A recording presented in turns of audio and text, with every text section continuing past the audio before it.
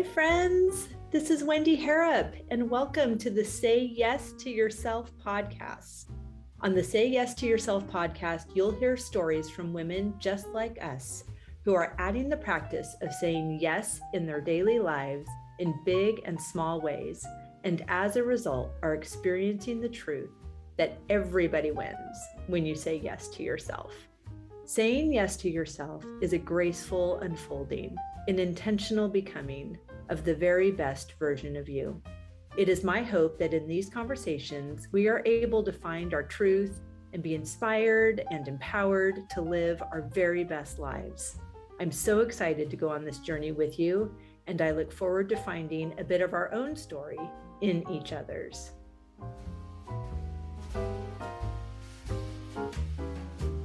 Hello, friends. Welcome back to the podcast. Thank you so much for being here. I hope you are enjoying these 2 episodes a week.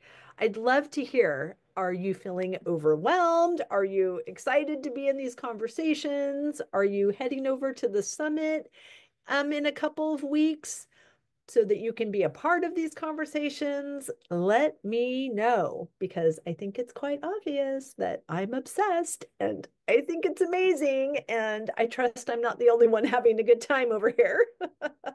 I will also say that this week has been phenomenal. Just so much beautiful expansion and connection and meeting fabulous people on this cruise. Of course, the weather's glorious, the views are unbelievable, and I'm very eager to get home. It's just a fun time on the farm, and all of my chores are waiting for me. When I booked these trips to Seattle and this cruise, I kind of thought that there might still be snow on the ground. And with the beautiful weather that we had in between the trips and even before I left for Seattle, I'm starting to feel a little bit behind already, and I haven't even started. So it will be great to be home and get back to farming and preparing this beautiful property for the visits, for the people that are coming for farm stays and our flower CSA and summer solstice white party and all the good things. So if you ever find yourself in Massachusetts and you just want to come down for a cup of tea or a glass of bubbles in the barn, my door is always open and I would love to have you. I think that this whole idea of welcome is really on my heart because of today's phenomenal guest. I loved this conversation with Dori Baker. She is up to so many fabulous things. Please check out her links in the show notes and just get involved, even just energetically, with all the beautiful work that she is doing. And if you have any suggestions for organizations that would benefit from her collective work with our own deep wells, please reach out to her. So she is the author of Girlfriend Theology. It's God Talk for Young People, but she is also the founder of this beautiful organization called Our Own Deep Wells. It's awakening soulful practice for well-being. It's a movement dedicated to supporting collective healing.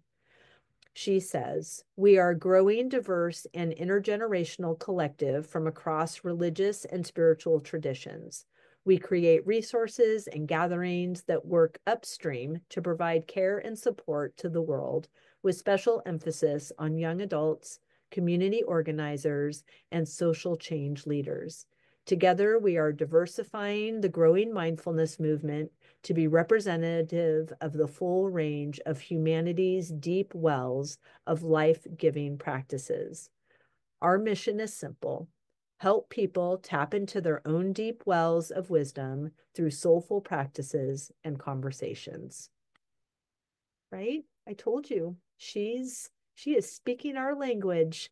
I hope you enjoy this uplifting, beautiful, warm conversation with Dori Baker. Dori, I love you already. I'm so excited you're here. Thank you so much. Thank you for your beautiful energy and your beautiful smile. It is really already good to be with you. Oh my gosh, this is so fun. So I was telling you I only record on Thursdays, and you are my fifth fabulous conversation. And I feel like there's this element of speed dating to it that, like, ooh, I don't ever think I wonder if I'll like this woman. I mean, of course, I already know that I will, but it's so fun to realize how much I like her, how Aw. much I'm enjoying these beautiful conversations, and how you really can tell. You can feel the energy of another person through Zoom. Yes, and amazing miracles happen through Zoom. We can hold all kinds of crazy, beautiful, warm, life-giving space for each other. And I do it every day. I don't save it just for Thursdays. I do a little every day, but it must be so powerful to like come to dinner time on Thursday, so pumped up with all these beautiful conversations. I love that. It's true. And I do it every day. That's just the podcast. I just record them on Thursdays. But yes, I love Thursdays. I know that I am not the same woman on Thursday night that I was on Thursday morning. And these expansive opportunities to, of course, support women and the things that they're saying yes to in their own lives, but also the practices that they've implemented in that yes, and then how it translates to what's happening in our own world or in our own families or in our own homes. I say this all the time on the podcast, but I will say it again.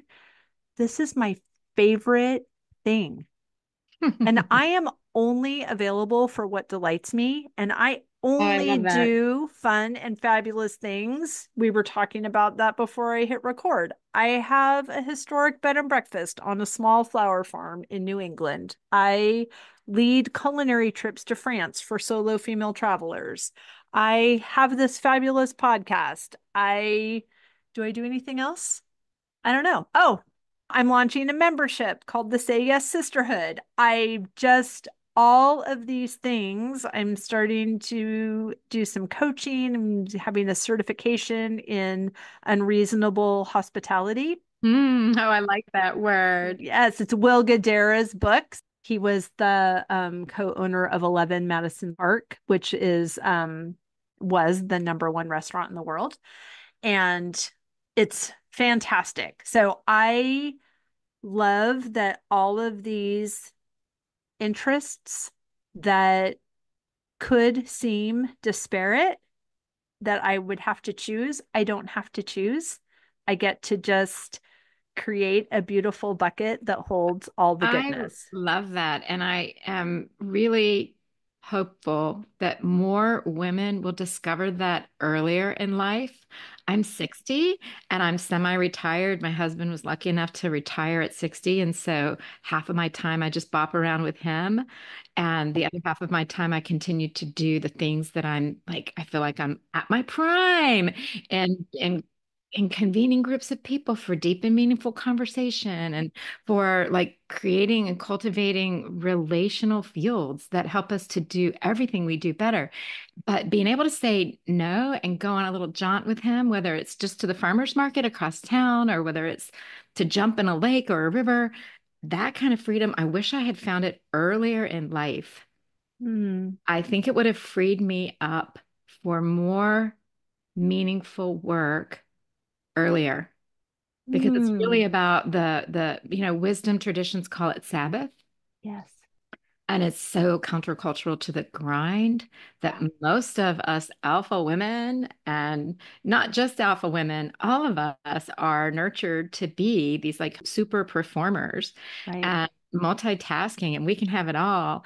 And I think the path to having a successful life and a joyful life is to not trying to have it all, but to the earlier in life, centering on what gives you delight and Hmm. finding a way to build a life that gives you delight within the constraints. And I know we have different, we all come from different socioeconomic realities, and that can be really difficult in some situations. But I also believe that it's possible anywhere.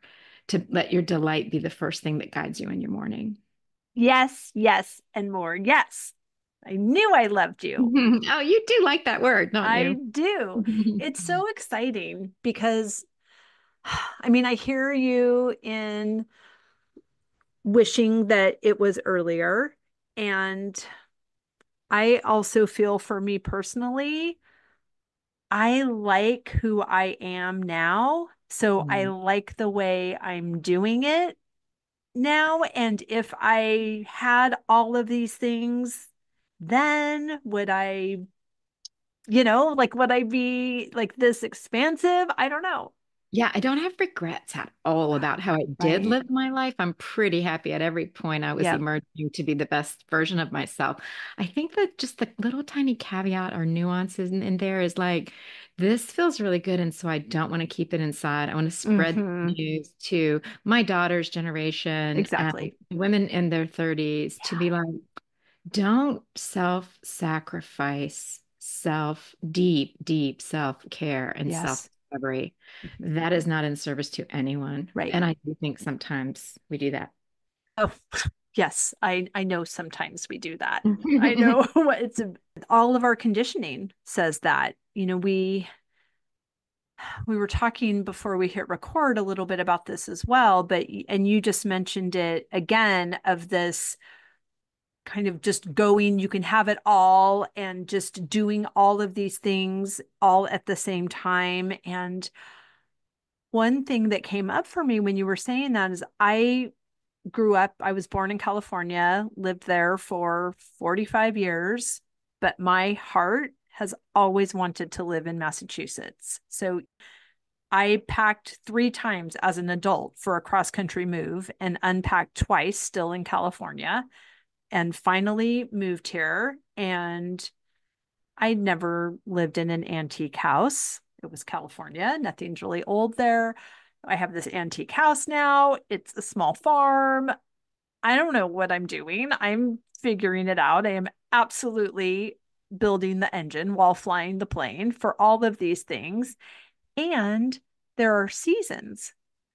And in California, fall Mm. was my favorite, but fall is a decision in California. It is not Yes. a season. It is like now I will wear brown every day from October 1st till December 1st, which is the first day of Christmas. Mhm. And it just was something that I created for myself.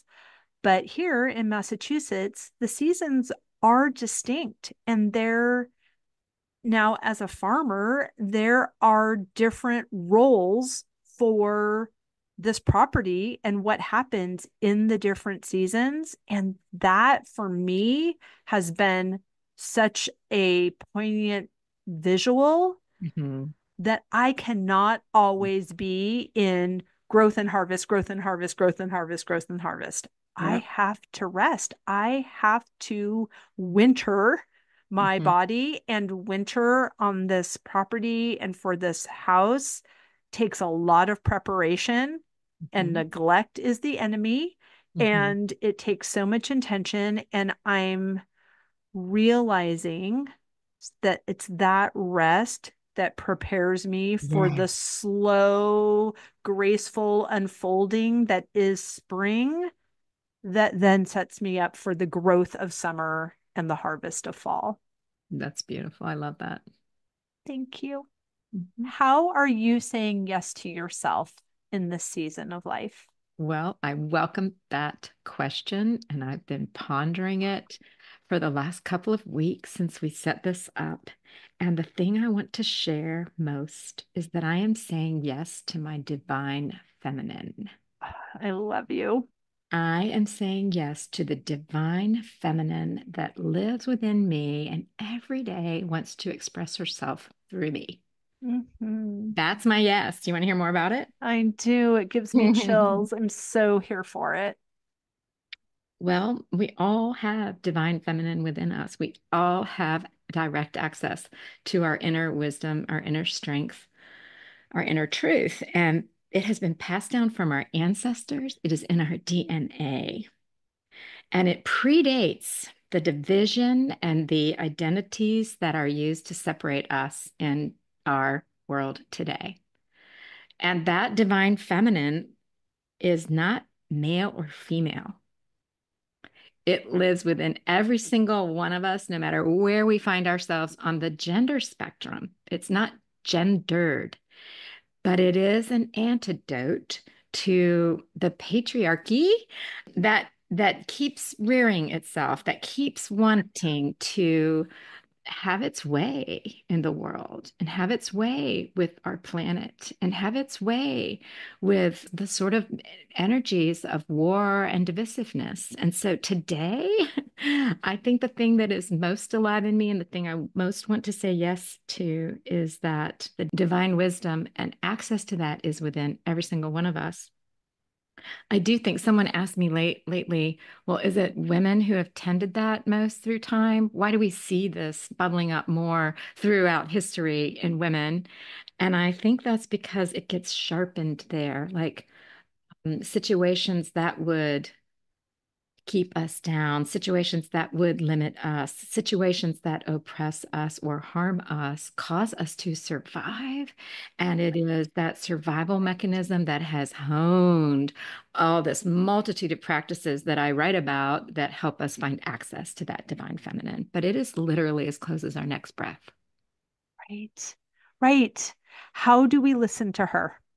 Oh my gosh, that's my work. So I've written a book, and my book is called Girlfriend Theology. Love it. God talk with young people, but it's really about God talk among all of us. It's a method of storytelling and story Mm, listening in community that helps us access the divine feminine through our own lived experiences. So, a girl or a woman or a person of any gender tells a story, and there's a group of people who hold that story for 10 minutes, 20 minutes. If we have a campfire, it could be held for an hour and a half on one of these beautiful right. fall days. And we hold that story with great care. And within that story, we go looking for the ways we've been neglecting the divine feminine, the way that's been covered over in us, the way we've been told a different story, the way we've been told lies about who we are and what our potential is and what our potential for solidarity with other people is. Right. So this method, girlfriend theology, is it's like a four-step process. It's a formal four-step, but what it teaches us to do when we've done it a few times is start doing that in our everyday lives. I Mm, love the practice at the end of the day to just ask our children or our mates, our partners, if we have them, or if we live alone, just to have a bestie that we call and say, what was your high? What was your low? Tell me your story of the day, because that's a way of saying, where were you alive? mm, Where was the divine feminine whispering or shouting in right. your ear today? And how do we notice those things that are giving us life?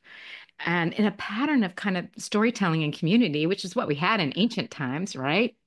I'm not Right. making anything up here. None of this is rocket science. But when we listen to each other, we start to notice patterns and what we would like more of in our life. You just told me you like Mm-hmm. more. You love the rhythm of seasons. And so you had to do something to get yourself out of California to Massachusetts. It took 3 tries, but three was the lucky charm, right? We need community to help us discern what is it that would really make me come alive? What do I need more of in my life? And what do I need to, like you do at the end of summer, round up and get rid of? What needs to go into the fire? Mm-hmm. What do I need to let go of? And so that's part of practices. The practice of storytelling is the one that I lift up in my book. But I also lift up a multitude of practices that are daily that help us stay in touch with our divine feminine. And I've packaged that in an organization called Our Own Deep Wells. I have so much to say, but I am also loving just hearing it all. It really is resonating so much with me. I have chills. I want this conversation to last Mhm. for hours and hours. I'm really eager to hear more. I say more about our own deep wells. Well, it's really nice to hear that you have I goosebumps. do. Thank you. I believe that is an undeniable sign that you are in touch right now with your divine feminine. When people Yes. ask me, how do I know? It's like goosebumps. That's Our right. bodies will tell us. Hmm. So I have a high prioritization of embodying our wisdom and embodying, taking it from our heads to our hearts and knowing that we can feel it all the way down to our toes and our Yes. fingertips. Our own deep wells awakens soulful practices for well-being. We now have brain research that shows that practices of meditation, call them what you will, centering, grounding, prayer from all over the world's traditions mitigate anxiety and depression. That's the headline here. Hmm. We have brain research that shows that mothers who have spiritual or soulful practices provide some protection in the brains of their daughters. Preach, Queen. Preach, preach, preach. We don't yet have that exact research for fathers and mothers of sons, but we have it. We know that mothers of daughters who have a soulful, intentional practice have some protection against what we're seeing in the world right now, Yeah. which is an epidemic of mental illness, mental health crises among people of all ages. But my particular concern is young adults, people within the ages of 18 and 30 are Hmm. suffering mightily. We have a high rate of suicide in this country, and we have a high rate of addiction among those people in those age groups, which points to people self-medicating to get them out of the pain. Well, this Right. is good medicine in our DNA. And I totally support all of the wonderful projects and programs that are out there to provide crisis intervention for suicide prevention. Yes, yes, yes. And Yes. I'm also interested in mobilizing a movement to work further upstream to provide bridges to these soulful practices where the bridges are broken. The bridges are broken in the US. We have all the data to show people are not tapping in to the traditional sources of soulfulness and spiritual practice. And that's for a really good reason. I know many people who've been harmed by religious institutions, who've been excluded from religious institutions. And so for a time, I say, fine, leave that behind for as long as you need to, but don't leave behind those soulful practices that reside within and around. And the research I'm pointing to is Lisa D. Miller out of Columbia University, her book, The Awakened Mind. Mm. And I've gone back to that book numerous times to say, now, like, what kind of practices do we need to be doing? And the brain research shows that it doesn't have to be a religious practice. It doesn't have to Right. come from, ancient times. We can create them. You know, Eastern meditation has crossed the superhighway. It's now showing up in science classes and college Right. classes, right? But there are these whole host of other practices that are a little more touchy-feely, that have a little more tangibility to them that I'm trying to lift up. So I can give you some examples. Please. One of my favorites, I do it every morning, is earthing. Mm. I go outside and I connect my bare feet to the clay of the ground beneath me. And while I do that, sometimes I'm just listening and looking around me, but often I am welcoming into my presence the ancestors who crossed an ocean to Mm. be here on this soil. My ancestors came from the Ukraine. And I go way back in my imagination, and I'm welcoming the wise and loving presence of those ancestors in my day. Now, my family history carries mental illness. And so I take into account that there is a burden that is in me that comes from my way back ancestors and whatever the trials and the tribulations that they experienced, the fear in their body, the epigenetics of it, right? And then I set an intention that today that burden might be healed through my life Mm. in some small way. But in addition to that burden, I carried the blessing of this Right. ancestry, right? And this ancestry had this hope that put a young man on a boat, knowing they would never see him again, but Right. that house somehow would carry their life energy forward, right? And so I had what I call emancipatory hope is a blessing, freeing, liberating, emancipatory hope is a blessing in my lineage. And so I take a moment to just kind of remember to let that flow to not only my my biological daughters, who at that moment are still asleep because I'm on the East Coast and they're on the West Coast. So I just send the Sure. energies out to them in their beds. But then also all the people that I'll touch during the day, all the people who are nurtured by my presence in the world, may they also be part of this sort of liberating, freeing hope in the world. Well, that one's working. I can tell you That one's that. working. I do it almost every single day. I take my coffee out there with me. And the last move of that is to be so tuned in, is to tune into the earthworms beneath my feet and the birds above my head and the sky and the sun, all of these more than human Hmm. ancestors who are also making my life possible. So that's just a Yes. simple one. Earthing outside first thing in the morning. There's scientific research that shows that looking at the sun without filters on for 2 minutes in the first of the day sets off all the little hormones in our body so that we'll feel tired and have a better night's sleep. So it's a biohack Mm, and a soul hack at the same time. I So that's love just one it. of them. But what we're doing at RM Deep Wells is curating a set of about 20 of them. We have this beautiful Mm, deck of cards for people who want to lead them with their families or before a meeting, if they're a leader, if they're a facilitator. We're just wanting to energize people with the reminder that these practices already live within them and they can be mm. taught, they can be reawakened. Oh, I love all of it. It's restorative to even hear you speak about them and your obvious passion and buy-in to the effects that you've seen in your own physiology, but also in your environment. Yeah. It's so exciting. Oh, that's so good to hear. I like to talk about this side porch I have. I live in Virginia and I don't have a front porch. That's pretty public. I don't have a back porch. That's super private. But the side porch is a place that people come to. They just find their way here. They may be friends of friends, they may be friends. Like it's an open place where people come when they need to remind themselves of their best self, what they're saying yes to. And I just want more people to open their side porches or to open their fire circles or to open their, what did you use the word before we started recording? Unreasonable hospitality. Unreasonable hospitality. We That's use the right. word radical hospitality all the time, but radical is a word that has some tinges of discomfort with it these days. So Hmm. I love, let's just be unreasonably hospitable and see how Yes. far that takes us. You are speaking my language, Queen. I love it. My whole life is a side porch. Hmm.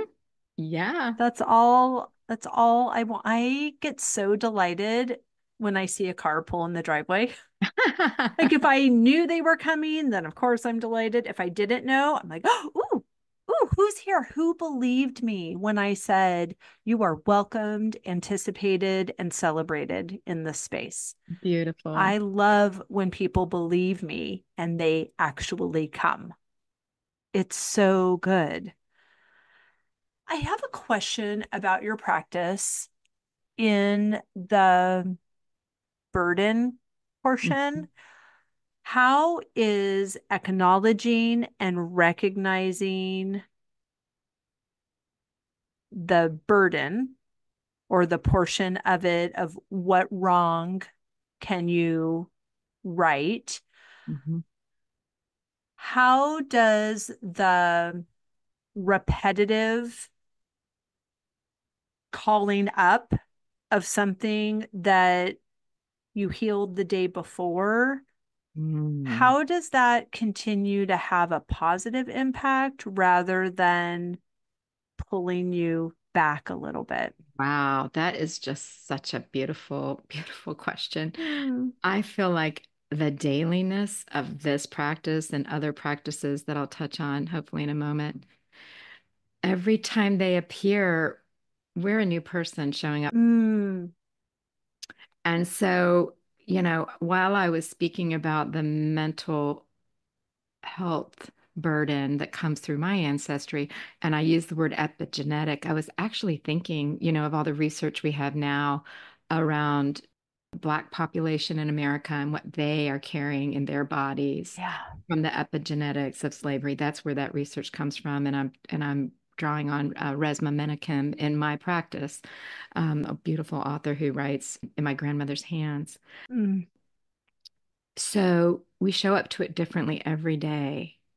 And a part of my practice I didn't mention is, in addition, to my ancestors in front of me and my children behind me and the birds above me and the earthworms beneath me, I also turn to the left and to the right of me. I live in Virginia on Monacan land, the land Oh. populated by the Monacan people.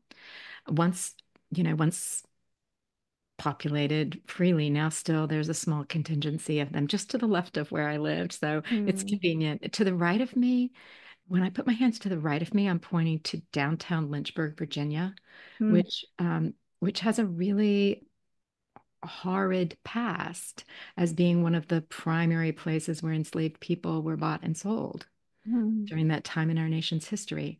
And so when I'm looking to my siblings on my left and my right, I'm also inviting in the healing that might be possible through my lineage Mm. of those deep historical wounds. So it shows up differently on different days. Sometimes it's Okay. very personal. Sometimes it's very Sure. personal, and it's my father's mental health struggle that's on my mind. Sometimes it's very broad and political, and it's Hmm. about Paulus. It's about the people with whom my privilege, my the ability to roll out of bed and be in the grass, like Right. it's about all those entanglements. And Sure. so every day it shows up a little differently, and depending on what I have, who's on my calendar for the day, I know I Right. get to unpack a little different part of that.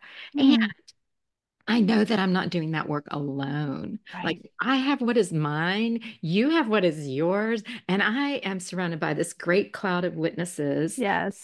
who have come before me and who are with me now and who will come after me, who continue to heal a portion of that disturbed, broken reality that we're all trying to navigate here. Right. Oh, beautiful. Thank you for that. I really appreciate Thank it. you for the question. Yes, I grew up in church, and some of the tradition around it, and you were mentioning some church wounding Hmm. possibilities. There's a possibility for church wounding. And for me, I've needed to pull back from anything that has to do with people. And I'm only focusing on God and that what I know to be true and learned to be true as a child.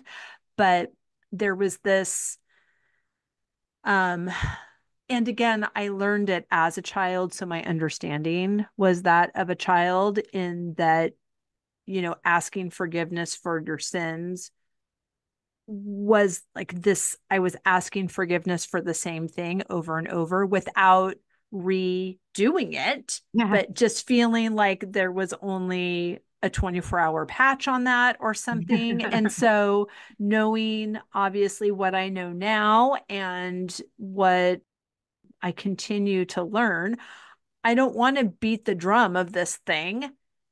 Yeah, that's a beautiful point of pain out of which your question came. I love that. I just put a little band-aid on it for 24 hours and then it needs a new band-aid and it needs a new band-aid. And that's one of the ways that, programmatic religion kind of gets stuck in us.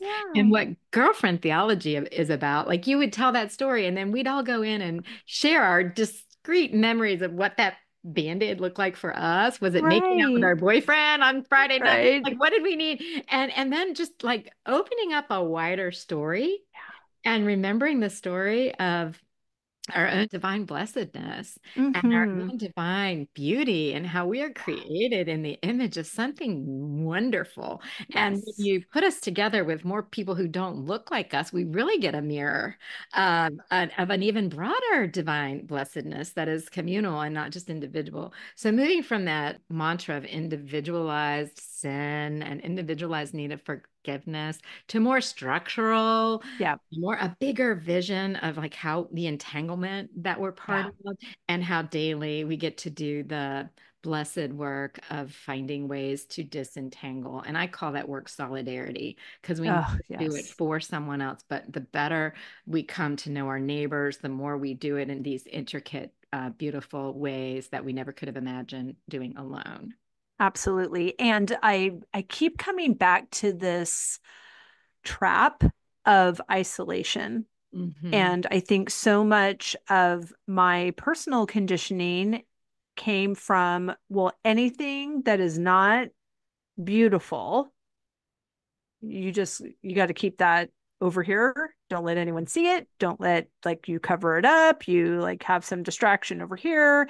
And that there's so much shame associated with that. And this idea, I think, collectively or just in our culture that says if you're not feeling like you're not being a good mom, well, goodness sakes, don't tell anyone that because Right. that's not going to be good.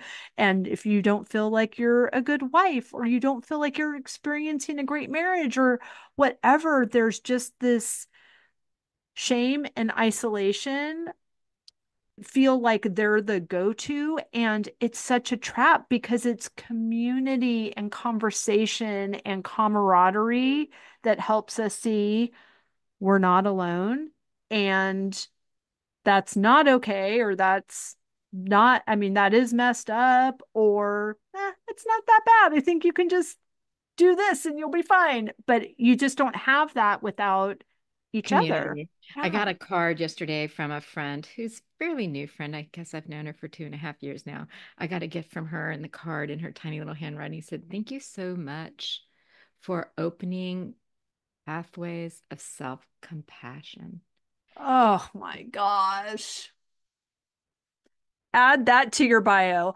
I open pathways. I just saved that card. I stuck it in a Right. book, and I'm like, I'm going to come across this again because I want to remember that that is my calling. Self-compassion, more self-compassion. Oh, you think you found self-compassion? More self-compassion. Because this Mhm. world, the way we've been socialized, we will never have too much self-compassion. And there's a ripple effect. When we are Yes. loving ourselves, we can love the one next to us better, and Mhm. out from that, they can love. And there is this beautiful, it really just does multiply. So Yes. I believe in self-compassion. And I was about to say a minute ago, this paradox between wanting to keep our failures or our vulnerabilities or our disappointments about ourselves to ourselves is part of this loneliness epidemic that the Mhm. Surgeon General and others are talking about. And I got to do a season of a podcast. We're now on season 2, but my podcast is called Live to Tell. And what we Mm. do is we get a younger person, someone under the age of 30, in the room with someone that they know and admire who's over the age of 30. And the younger person tells a story from their life. And one of those stories was a young woman, and it was her dad who was talking with us. And she told the story about getting into her, I believe it was her junior year of college. She walked into a classroom and she froze. She just froze. Everything that had been adding stress to her life just piled up on her, and she couldn't, when the class was over, she Oh. literally couldn't leave. But she knew she could call her parents. So she called her mom and she called her dad. They're separated, but she knew her phone a friend, right? Anyway, Mhm. and the whole story is about how she got the mental health care she needed that day because of that one practice that she knew she had in her back pocket. I can always call my mom and dad, my mom and Mhm. dad, and they can help me move into what is the next space. And telling that story and holding that story and looking for signs of reliable hope, Yeah. liberation, and the practices that sustain us and help us survive and thrive. That's just one example of, now we've got 8 of those seasons out there, but there are beautiful stories, and they're not always stories of becoming disoriented. Sometimes they're these beautiful stories of walking into a space and being overwhelmed just overwhelmed by gratitude or joy. And well, that's cool. Where is the divine feminine in that space? And how do we foster our pores, our openness, our porousness, so we can Right. what you just had? I want some of that. It's like that old line Yes, from Harry that met movie. I'll have what Sally. she's having. Yes. How do we share that?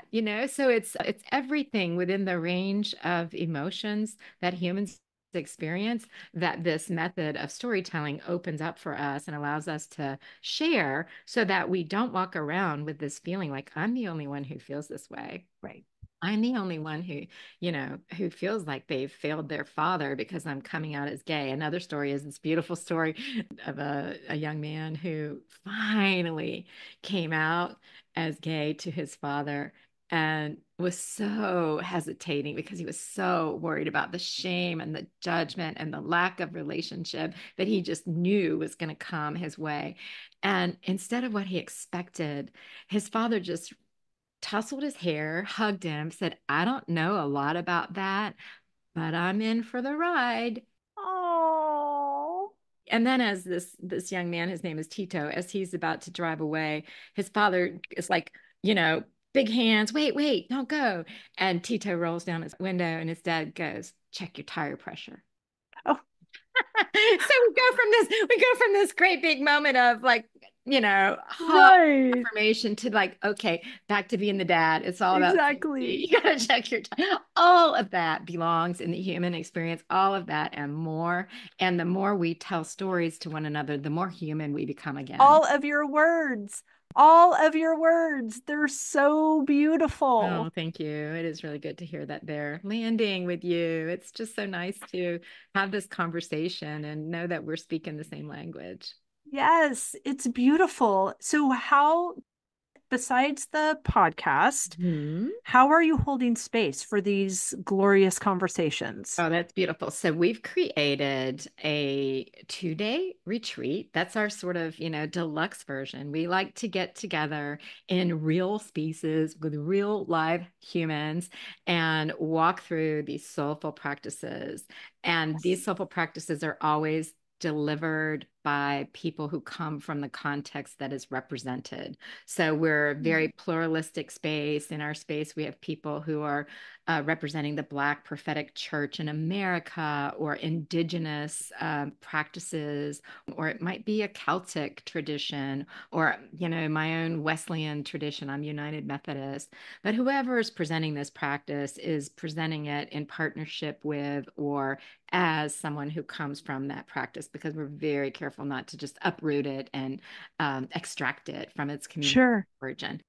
So the deluxe experience is like, yeah, bring us in for a 2-day retreat. And we love to do that specifically on college campuses with student life professionals, people who are doing work like next gen retention or sexual assault response and recovery, or people who are working with residential life, people who live on dorms where people are maybe living in close community with each other for the first time in their lives, learning how to adult.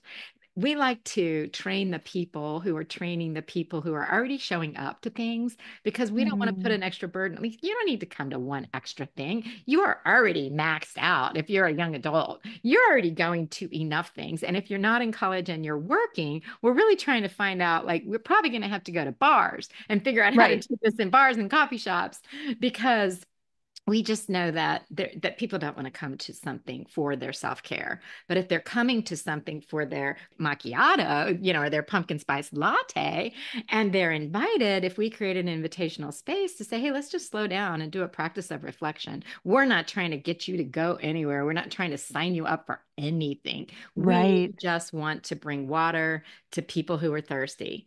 And so that's what we're doing. And we also then do some virtual webinars. And we started after the disruption on college campuses last spring. We hosted several gatherings over the internet, web spaces during the summer for folks who were on either side of that, folks who were tangled up in it, to come together and say, that was rough. What went wrong here?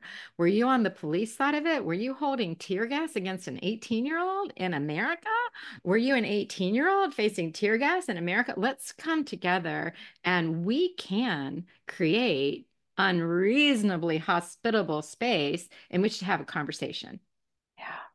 So we're doing it in all of these different places. And right now we're trying to stay super nimble and not create a program. We've got Hmm. resources. We've got this beautiful deck of cards I told you about, this retreat curriculum, this beautiful host of people, this collective of facilitators who have just joined up with us and said, yes, I am with you. I want to bring my practice to people, or I want to learn your practice. And we're finding ways to fit that into the context that is crying out for it, rather than having this one size fits all thing, which we don't believe was ever a good way to go anyway. Right. Oh my gosh. That is good, powerful, brilliant, restorative work you are up Oh, to. that's so nice to hear. I also Wow. just want to add that, like, we are continuing to create it. We're never going to be done creating Of it course not. because there's always going to be a new young person. Like Tamise Mhm. recently came into our network. She's a queer Black woman who is just brilliant, has all these beautiful practices. And we're like, okay, we'll go your direction. She's excavating hip hop as a form of spirituality and soulfulness for us. And we're like, yes, we want to get Yes. that language into the hands of people who can use it. So we're just going to keep evolving. And I'm 60. I'm at the the bookend of my career. I'm going to keep doing this for as long as it's fun. But I'm just one member of a team of people. I happen to be the one who wrote the book. I happen to have a lot of networks and connections. And I keep saying I am squandering my social capital in this project because I just want to give it away, give it away, give it away, which is basically the way I've done my whole career. When I find something beautiful, I teach someone else. And and then someone else is finding something beautiful and teaching me. And it's this great big sharing. That's the Right. vision I have for the way we go in the world, that we're not competitive. There's room for all good movements for peace and liberation. There's room for all of us. So we're working together. Mm, it's so beautiful. No wonder you have this beautiful practice every morning from going to bed after a day like this. And no Oh, yeah. wonder you have days like this because you are committed to this morning practice. That's beautiful. Let me tell you, if I don't do it for a week or so, I start to get out of whack in my body. Mhm. You have your own practices. What I just want to do is shine a spotlight and help people excavate what their practices are Right. so that they know them, because they're effective. Research shows they're effective just when we do them. They're even more effective when we shine a spotlight on them and we know that we have them. Isn't that an Yes. interesting dynamic? So I'll tell you one other one, and I don't know how much more time we have left. No, we're good. This is a favorite one of mine. So I call it tiny arrows of love. I love birds. Birds make me happy. So when I see birds, I point to them and I say, birds make me happy. And guess what happens? No matter what just crossed my news feed, no matter what I know about the world today that is bringing me down and making me feel kept, I see birds and I remember to be happy just for a moment, and then I can go back to whatever, earth-changing work I'm trying to be about. These are the kinds of practices that support the activism that we want in the world, the change makers we Mm, want to see in the world. So I gather people together. It's on one of my little leadership cards. What's your tiny arrow of love? I love it. One example that Brene Brown gives is this simple little sentence: I'm not puffed up. I'm not small. I'm not puffed up. I'm not small. I just am who I am. Valerie Carr, she has this beautiful line in her book that comes from her grandfather that is like, the hot winds will not destroy you. You are protected. Mm, So whenever during the day something charges you and you feel that feeling in your body, send yourself your little tiny arrow of love, whatever that is. I love the bird one because right. I don't have to summon it, right? The birds just appear. And so I Right. like to help people be creative. Like, what is the thing is it when you take water in? Because we all have to hydrate during the day. Hmm. Is there a little arrow of love, 5 words? It doesn't have to be complicated, that you say Right. to yourself when you drink water that remind you to kind of just slow down for a minute and remember that you're connected to something larger than yourself. Mm, Whatever name you give it, or if it goes by no name at all, if it's community, if it's neighborhood, if it's, for me, divine feminine, if it's ground of being, if it's earth, just have a little practice. It might be your first sip of coffee in the morning that right? has some words attached to it. You are awake. You Yeah, are alive. I Be love alive for it. today. So I get so excited. And then there's just more and more practices that I love to, invite and engage people into. But those are just two of them. One, that I do every day. And I want people to have their everyday ones. And then one that I just want people to have practices throughout the day that keep bringing them back, Yeah, keep bringing them back, because our bodies are mostly charged up. And when we can self regulate and be calm in our nervous systems, we are a gift to every body and everything around us. for sure. For sure. I've been noticing every time I look at the clock, there's a repetition of numbers. And or if I'm my GPS, I look, it's 9.9 miles. And then I'm driving and I look 8.8, 7.7, 6. I'm like, oh my gosh, okay, thank you. I feel loved. I feel seen. I Oh, feel that's heard. I feel beautiful. known. It's and which is again, those are my I repeat that. I am seen, Yeah. I am heard, I am known, I am loved. Oh, that's beautiful. It reminds me, Thich Nhat Hanh, the Buddhist, he wrote a lot of, he's now passed, may he rest in peace. Yes. But one of the books he wrote, Peace is at Every Step. I read that book probably 30 years ago, and there was a practice, there were two practices that stayed with me. When you're waiting in the car at a red light, breathe in, breathe Mm, out, give thanks for the pause. And the other one was when you're doing the dishes. Most of us are loading dishwashers these days, but every once in a while I get the opportunity to, sink your hands into warm, sudsy water and be alive and slow mm, down and feel how beautiful it is to get to wash the dishes today. That sounds so silly, but that has stayed with me for so many years. He does another one where he slowly peels an orange and focuses on mindful eating, mm. mindfully taking that tangerine into your mouth. And what an explosion, just the more we can zero in on those small delights and those Yeah, small pleasures, the more we are awake and alive and useful in right. small, medium, and large disturbances and brokennesses of our world. If brokennesses is a word. It is now. Okay. Oh my gosh. Tori, I love you so much. Oh, Thank thank you for you. this conversation. Thank you for your time. Thank you for the beautiful work that you are diving into every day and the ripple effects of that work that you are choosing to impart this wisdom and practicality to a younger generation is beautiful. And that is legacy building. Thank you. Thank you, Wendy. And thank you for those three words. I love you. I am learning to say them much more freely. So I want to say back to you, I love you and I love what you are up to here. Thank you for this opportunity to share space with you. It's Oh been my a gosh. real joy. I receive all of that. Thank you. Please tell everyone where they can find and follow you and get the book and support your work.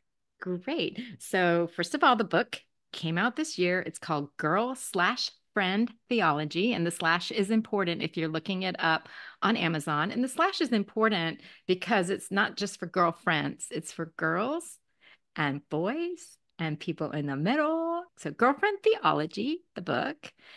I also am at a podcast called Live to Tell, all caps, Live to Tell. Live is all caps because that's an acronym that helps people go through this storytelling method. And probably most importantly, you can find me at ourowndeepwells.com. And if you find me there or at doribaker.com, you'll be linked up to all these other places. And as I said, most importantly, to this collective, this beautiful community of people without whom I wouldn't be doing any of this. Oh, Perfect. Thank you so much. We will link everything down in the show notes. But again, I have loved this conversation. Thank you for being you.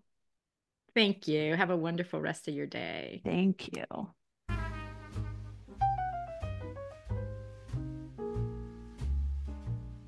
I hope you enjoyed that conversation as much as I did. As always, any links or notes mentioned can be found at phineaswrighthouse.com in the podcast section of our site or in the show notes below. And if you haven't connected with me personally, come find me on Instagram at Phineas Wrighthouse and let me know you listened to this episode. I'd love to get to know you. Thank you for sharing this time with me. I know your days are full, and I'm really grateful that you chose to spend some of your precious time right here. Be sure to subscribe to the podcast so you don't miss any of these delightful conversations. I'll see you next week.